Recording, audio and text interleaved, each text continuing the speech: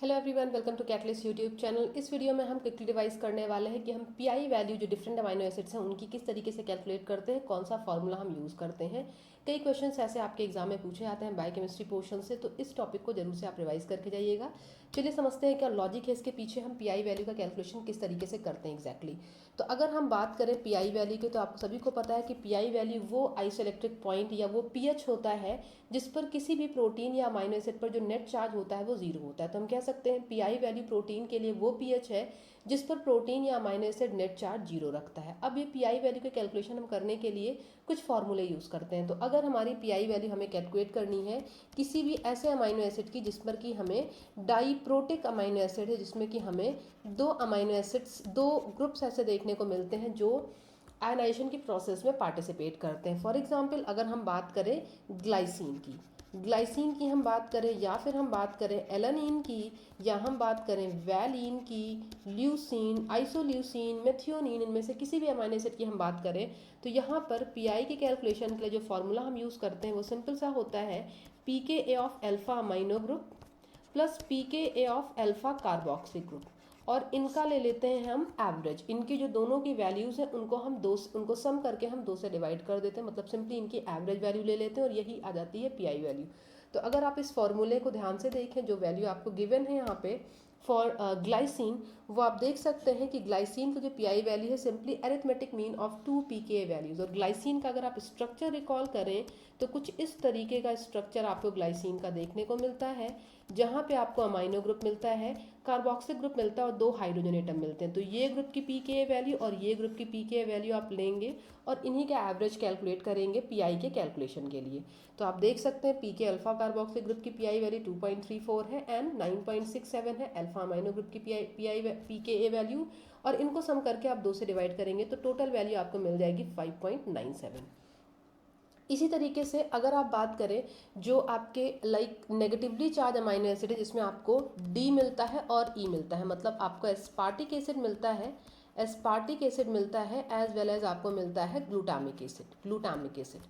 ठीक है, तो इन दो अमाइनो एसिड की अगर आपको पीआई वैल्यू पता करनी है, एस्पार्टिक एसिड ग्लूटामिक एसिड की, तो आपको क्या करना होता है पीके are plus PK alpha carboxyl group. Suppose अगर आप यहाँ पे एक स्ट्रक्चर ड्रॉ करें, लाइक हम इस तरीके से ड्रॉ कर दें एक स्ट्रक्चर, मैंने लिख दिया NH3 प्लस, ये हो गया H। अगर हम यहाँ पे स्ट्रक्चर ड्रॉ करें, ये स्ट्रक्चर है किसका, D का, जिसको हम बोलते हैं स्पार्टिक एसिड। तो यहाँ पे जब हम पीआई वैल्यू कैलकुलेट करते हैं तो हम जो एवरेज लेते हैं वो हम दोनों अल्फा कार्बोक्सिल ग्रुप का एवरेज लेते हैं। तो एक इस वैल्यू का और एक इस वैल्यू का हम जो एवरेज लेंगे, और इस वजह से इनकी जो पीआई वैल्यू हमें देखने को मिलती है वो कम रेंज में देखने को मिलती हैं। तो अगर हमें पीआई वैल्यू कैलकुलेट करनी है डी या फिर ई का, मतलब ग्लूटामिक एसिड या एस्पार्टिक एसिड का, तो हमें क्या करना होगा pK alpha carboxyl group plus pK R divided by 2। तो यहाँ पे जो वैल्यू आपको मिलती है पीआई डी की जो मिलती है वो मिलती है आपको 2.77, और जो पीआई वैल्यू आपको मिलती है ई की वो मिलती है आपको 3.22। रीज़न सिंपल सा है, जो अल्फा कार्बोक्सिल ग्रुप की पीके वैल्यू होती है वो कम रेंज में होती है, और सिमिलरली जो आर ग्रुप की, मतलब बीटा कार्बोक्सिलिक या गामा कार्बोक्सिल ग्रुप की जो पीके वैल्यू होती है वो भी 3 से 4 की रेंज में होती है। और जब आप 2+3 या 2+4 का एवरेज कैलकुलेट करते हैं तो आपको वैल्यूज़ लोअर रेंज में देखने को मिलती हैं। That means 2.77 for aspartic acid and 3.22 for glutamic acid.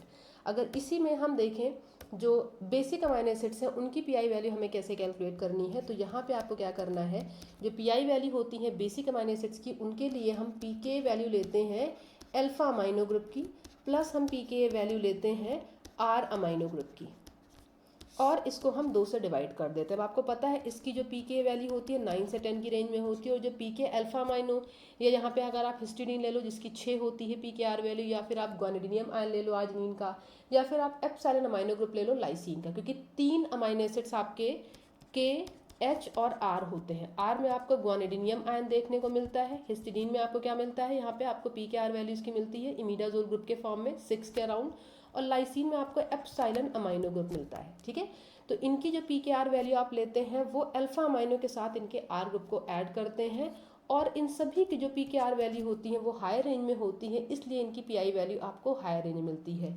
Are की जो पीआई वैल्यू आपको मिलती है ये सबसे हाई मिलती है 10 पॉइंट समथिंग, के की वैल्यू जो होती है वो 9 पॉइंट समथिंग होती है, और एच की जो पीआई वैल्यू होती है ये 7.59 के अराउंड होती है। तो ये वैल्यूज इसलिए हाई होती हैं क्योंकि यहाँ पे आप अल्फा अमाइनो और पी के आर ग्रुप की जो पीआई वैल्यू वो लेते हैं। अब आर में एप्सिलॉन अमाइनो ग्रुप होगा, लाइसीन में ग्वानिडीनियम आयन होगा, आर्जिनिन में, और हिस्टिडीन के लिए आप इमिडाजोल ग्रुप कंसीडर करते हैं। तो आर्जिनिन में आपको 12 पॉइंट समथिंग पी के आर वैल्यू मिलती है, लाइसीन की आपको 10 पॉइंट समथिंग मिलती है, और जो हिस्टिडीन है उसमें जो इमिडाजोल ग्रुप है उसकी पी के आर वैल्यू आपको 6 के अराउंड मिलती है।